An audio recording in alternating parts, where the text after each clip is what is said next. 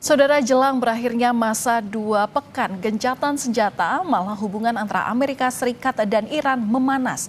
Kita akan berdiskusi bersama dengan pakar geopolitik dan keamanan nasional Wibawanto Nugroho. Selamat malam Pak Wibawanto, apa kabar?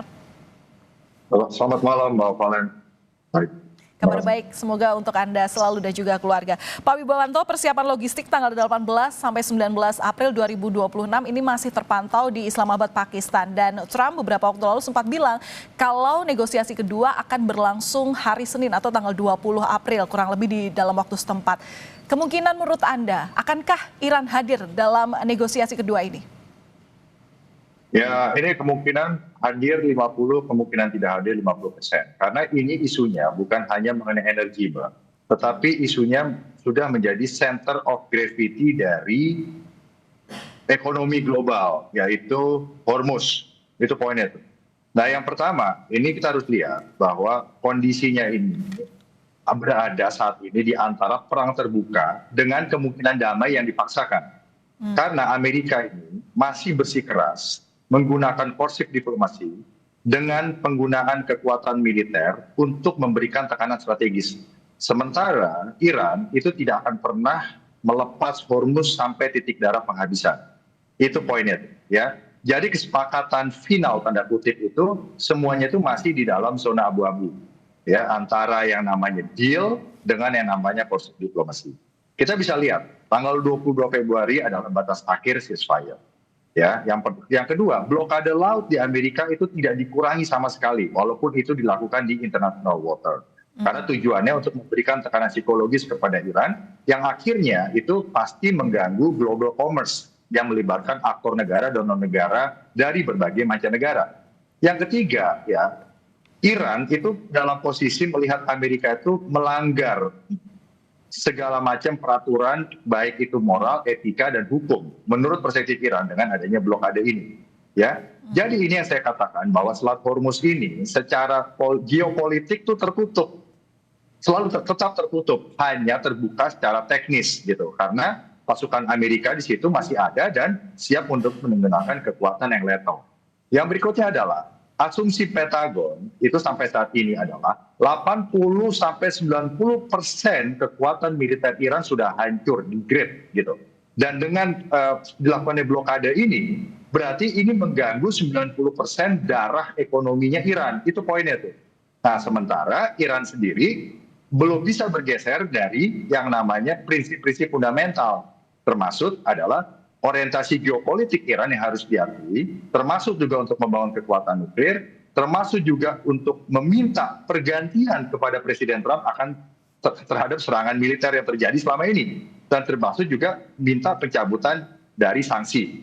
Jadi ini jangan dilihat sebagai post-war settlement, tapi harus dilihat sebagai pause atau istirahat sementara untuk naik ke eskalasi selanjutnya. Oke, berarti maksud Anda perang ini akan berlanjut karena kita juga harus tahu bahwa untuk gencatan senjata periodenya 2 pekan itu akan berakhir tanggal 22 April. Iya, ini masih akan berlanjut, makanya ini dari perspektif militer, ya, artinya Pentagon yang berada di bawah komando Presiden Trump, ya, itu tugas sekarang posisinya adalah mengikuti order Presiden Trump yang masuk dalam kelompok hardliner, yaitu apa? Meminta Iran untuk menyerah. Ya, menyerah gitu loh. Nah, jadi ini bukan hanya bagaimana Iran sama Amerika itu mencapai deal, tetapi Iran harus menyerah dulu, baru mengikuti deal yang ditawarkan oleh Amerika. Itu posisinya. Sementara di Washington ini terpecah posisinya. Ada posisi lain yang mengatakan bahwa saatnya kita sekarang harus segera meraih deal dan upayakan gencatan senjata permanen. Ya, tetapi itu masih ditolak oleh kubunya Trump. Itu poinnya tuh. Nah, dari sisi lain, dari sisi strategis, kita melihat bahwa ini bukan hanya mengenai Hormuz, tetapi ini mengenai perebutan struktur regional security complex di Timur Tengah, di mana Iran masih meminta eksistensi geopolitik mereka diakui. Contoh, mereka diizinkan membangun nuklir. Kedua, jangan ganggu proksi-proksi mereka yang ada di kawasan, dari Hizbollah, Hamas, Houthi, dan milisi-milisi yang ada di Syria dan Irak. Yang ini pasti ditentang oleh Amerika gitu loh. Nah, jadi harus dilihat ini sebagai zero sum game masih. Dan harus digarisbawahi bahwa upaya militer itu, kemenangan militer itu tidak selalu diikuti oleh tercapainya tujuan politik atau perdamaian yang diharapkan atau perubahan strategis yang diharapkan. Nah, di sini menjadi tarik-menarik. Apalagi di sini ada pertarungan antara kekuatan militer Amerika yang sudah pasti bisa dibilang menang melawan kekuatan Iran menjadikan Hormuz sebagai geopolitical chokehold gitu. Artinya apa? Artinya hanya Iran yang bisa membuka Selat Hormuz.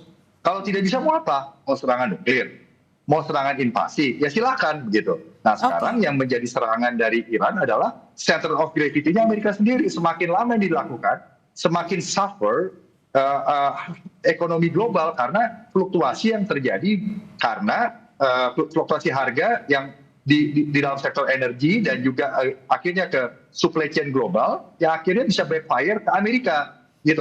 Sementara domestik politik di Amerika juga udah nggak mendukung ini mayoritas. Gitu. Kedua negara tahu konsekuensi masing-masing terkait dengan perebutan Selat Hormuz. Maksud kami adalah Selat Hormuz yang harus diakui itu adalah statusnya punya Iran dan kemudian Amerika yang harus diakui kemenangannya. Nah, dengan konsekuensi yang diketahui oleh kedua negara ini, serangan ini akan makin brutal atau masing-masing negara akan menahan diri karena mereka tahu konsekuensinya masing-masing. Ya, jadi di dalam perang itu, rationality-nya itu disebut bounded rationality. Itu Mbak harus tahu. Jadi rationality-nya itu adalah rationality yang relatif. Makanya kita bisa buat 3 skenario saat ini. Ya. Skenario pertama itu yang paling modern. Iran akhirnya membuka Selat Hormuz permanen. Tetapi Amerika harus memberikan kompensasi. Kompensasinya apa? Misalnya, diizinkan untuk membangun nuklir seperlunya. Yang berikutnya sanksinya beberapa dibatalkan gitu ya, dan diberikan apa yang menjadi permintaan Iran. Tetapi ini chance-nya nggak besar gitu, karena yang paling besar chance-nya jujur aja itu adalah tidak ada deal fundamental apapun yang akan dicapai. Karena biar bagaimanapun ya kita juga tidak bisa naif bahwa China dan Rusia itu masih membackup Iran ya, walaupun tidak berkonfrontasi dengan Amerika. Dan kalau ini yang terjadi berarti akan ada ceasefire tambahan. Ya, tapi akan diikuti oleh special operation and law intensive conflict seperti apa yang terjadi selama 7 tahun terakhir. Dan kemungkinan ketiga adalah terjadi re-escalation. Re-escalation ini yang akan menimbulkan ya konflik berkepanjangan dan bisa melibatkan dengan adanya chain reaction kekuatan regional lainnya dan akan melebar kemana-mana. Dan itu yang terjadi. Jadi untuk Indonesia apa yang dilakukan kalau itu terjadi? Nah, yang dilakukan adalah untuk energi kita harus memperhitungkan beban di APBN. Itu pasti.